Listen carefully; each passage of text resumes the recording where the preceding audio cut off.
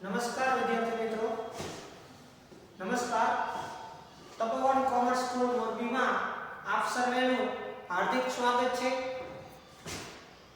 ધોરણ 11 વિષય એસપી અને સીસી પાઠ એસપી વિભાગમાં સેક્રેટરીનો અર્થ અને તેના પ્રકારો વિશે આપણે જોઈશું। વિદ્યાર્થી મિત્રો, અત્યાર સુધી આપણે જે ભણ્યા એસપી વિભાગમાં નહોતું, સીસી વિભાગમાં હતું। એટલે સીસી વિભાગનું આખું નામ છે કોમર્શિયલ કોરસ્પોન્ડન્સ એટલે કે વાણિજ્ય પત્ર વ્યવહાર। હવે આપણે જે ભણીશું એસપી વિભાગ અત્યારે જે ભણીશું એનું એસપી નું પૂરું નામ છે સેક્રેટરીયલ પ્રેક્ટિસ। તો એ સેક્રેટરીયલ પ્રેક્ટિસમાં સેક્રેટરીયલ જે શબ્દો છે એટલે કે સેક્રેટરીનો પહેલો જે પાર્ટ છે સેક્રેટરીનો અર્થ અને તેના પ્રકારો કે હુ ઇઝ સેક્રેટરી એટલે કે સેક્રેટરી કોણ છે, સેક્રેટરી શા માટે જોઈએ, સેક્રેટરીનો અર્થ શું, સેક્રેટરીની વ્યાખ્યા શું, સેક્રેટરીના પ્રકાર શું, શા માટે સેક્રેટરી અસ્તિત્વમાં આવ્યા, આજે આપણે એવા પાઠની આપણે અભ્યાસ કરવાનો છે। તો શરૂઆત કરીએ આપણા પાઠની। તો વિદ્યાર્થી મિત્રો, આદિ અનાદિ કાળથી ધંધા વેપાર રોજગાર ચાલે છે। પુરાતન કાળમાં એકલ વ્યક્તિની પેઢી હતી, ધીમે ધીમે ભાગીદારી પેઢી અસ્તિત્વમાં આવેલી, ત્યારબાદ એકમોના સ્ત્રોત વધતા ગયા, અંતે એ ધંધાને ચલાવવા માટે વાણિજ્યનો પણ વિકાસ થયો।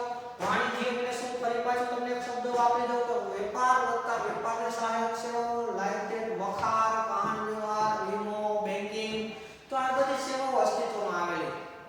હવે જ્યારે આનાથી પણ વિકાસ કરવાનો હતો, આનાથી પણ એક સ્ટેપ આગળ વધવાનું હતું, ત્યારે બહુરાષ્ટ્રીય કંપની અસ્તિત્વમાં આવેલી।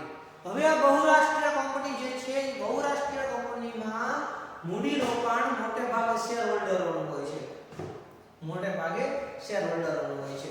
અને આ શેર હોલ્ડરોનું મૂડી રોકાણ હોય એટલે શેર હોલ્ડરો દેશ વિદેશમાં બધે જ ફેલાયેલા હોય છે। સાથે સાથે જ્યારે પણ આ કામ કરવાનું થાય, શેર હોલ્ડરો રોકાણ કરેલું હોય, બહુરાષ્ટ્રીય કંપની હોય, એનો ધંધાનો વ્યાપ વધુ હોય, એવા સંજોગોમાં કામ કોણ કરે આટલું બધું કામ? માલિકો તો આટલા બધે પહોંચી નથી શકતા। તો એવા સંજોગોમાં કોઈક આ વસ્તુનું બધું જવાબદારીપૂર્વક કામ નિભાવવા માટે એક સેક્રેટરી રાખે છે। આજે આપણે વર્ષો પહેલા પણ અને આજે પણ આપણે જે મંત્રી શબ્દનો ઉપયોગ કરીએ છીએ, તો મંત્રીનું કામ શું છે? તો કે બધું જ કારભાર સંભાળી અને વ્યવસ્થિત કામ કરવું। ભલે પ્રમુખનું કામ હોય છે, પણ પ્રમુખને પાસેથી કામ લઈ અને કામ બધું કોણ કરે છે? મંત્રી કરે છે। આપણે રાજા મહારાજા પણ મંત્રીઓ રાખતા। તો આપણે જોયું હતું કે મહાભારતમાં પણ વિદુરજી મંત્રી હતા।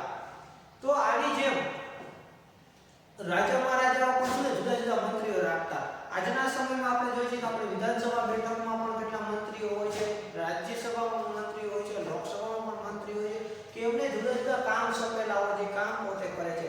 તો મંત્રી, અહીંયા જે મંત્રી જો શબ્દ છે એ જ મંત્રી શબ્દ છે, પણ અહીંયા એને સારા શબ્દોમાં એક સેક્રેટરી નામ આપવામાં આવેલું છે કે જે સેક્રેટરી આ બધી કામગીરી કરે છે। અને એના દ્વારા આ શા માટે જરૂર પડે છે? કંપનીનું A to Z મતલબ કે ટાંચણેથી લઈ તલવાર સુધી, દોરાથી લઈ મોટા વિશાળકાય બિલ્ડિંગ, વિશાળકાય વહીવટ, વિશાળકાય જે કાંઈ કામ કંપની કરે છે એમાં મહત્વપૂર્ણનું કામ છે સેક્રેટરીનું।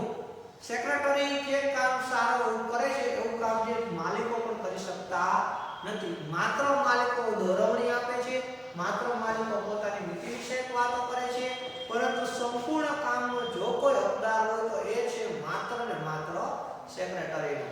એટલે આપણે જે છે કે આપણે ધોરણ 12 પછી CS ભણવાનું આવે છે, કંપની સેક્રેટરી। એ ખાસ પ્રકારના કોર્સ અસ્તિત્વમાં આવેલો છે, CS company secretary. Company secretary કેવો હોવો જોઈએ?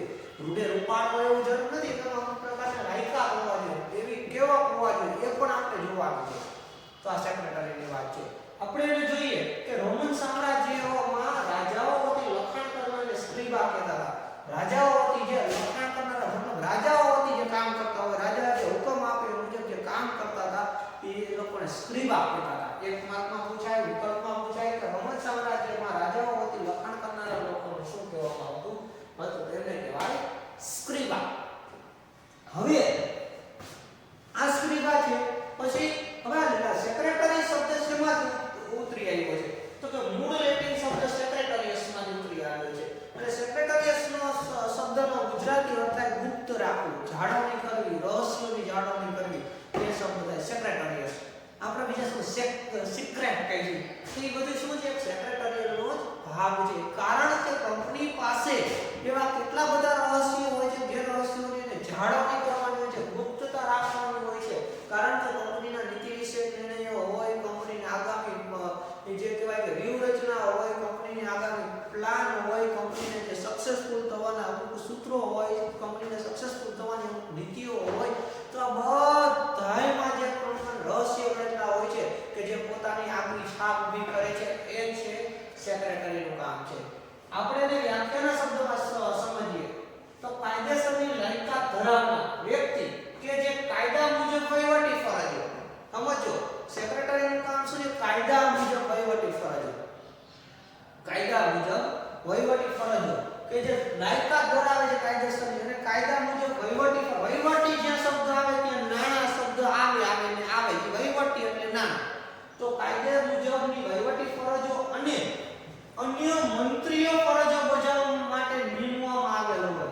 મંત્રીય ફરજોનો મતલબ અહીંયા એવો થાય છે કે જે કાયદાકીય વહીવટી તો છે એની સિવાયનું બીજું બધું પણ જે કાંઈ કંપનીને લગતી કામગીરી હોય બધી સેક્રેટરી કરે છે. શેર બહાર પાડવા, શેર બહાર પાડ્યા પછી શેરના અરજીઓ મેળવવી, શેર અરજીઓ મેળવીને શેર અરજીઓનું ડિસ્ટ્રીબ્યુશન કરવું, એ બધી કેટલી બધી કામગીરી આવે. તમે ધોરણ 12 માં જોઈશો તો એ બધી કામગીરી કોણ કરે છે? સેક્રેટરી કરે છે. ખાસ સેક્રેટરી સિવાય આ કામ કોઈ કરતું નથી. એટલે સેક્રેટરીની કેટલી બધી ફરજો છે, સેક્રેટરીની કેટલી બધી જવાબદારી છે, સેક્રેટરીનું કામ કેટલું બધું હોવું છે, એ તમને આગળ 12મા ધોરણમાં વિશેષ તમને ખ્યાલ આવશે. કેટલા પ્રકારના સેક્રેટરી કોઈ એક પ્રકારના ન હોય, ઘણા બધા પ્રકારના સેક્રેટરી હોય છે. એટલે તમે ઘણી વખત ક્યાંક જોયું હશે તો લખેલું હોય કંપની વતી સેક્રેટરી ને પછી એની સાઇન કરેલી હોય છે. એ સેક્રેટરીએ બધું કામ કરેલું હોય છે. પણ સેક્રેટરીના લક્ષણો કેવો સેક્રેટરી હોવો જોઈએ? તો પહેલું તો છે એની પાસે યોગ્ય લાયકાત હોવી જોઈએ. હવે કંપનીનો સેક્રેટરી યોગ્ય રીતે અભ્યાસ કરેલો, નિપુણ, નિષ્ણાત એવો યોગ્ય લાયકાત હોવો જોઈએ. ખાલી રૂડે રૂપાળો ન ચાલે કે ભાઈ દેખાડો છે, દેખાડો ન હોય તો અહીંયા ચાલે, પણ અહીંયા એની પાસે વિષય વસ્તુનું નિષ્ણાત જ્ઞાન હોવું જોઈએ, વિષય વસ્તુમાં પોતે નિપુણ હોવો જોઈએ, આવડતવાળો હોવો જોઈએ, સારો અભ્યાસ કરતા હોવા જોઈએ, એની પાસે વાકછટા હોવી જોઈએ, બધા સાથે મિલનસાર સ્વભાવ હોવો જોઈએ. મતલબ કે સેક્રેટરી જે છે એ આખો કંપનીનો મૂળભૂત પાયો છે.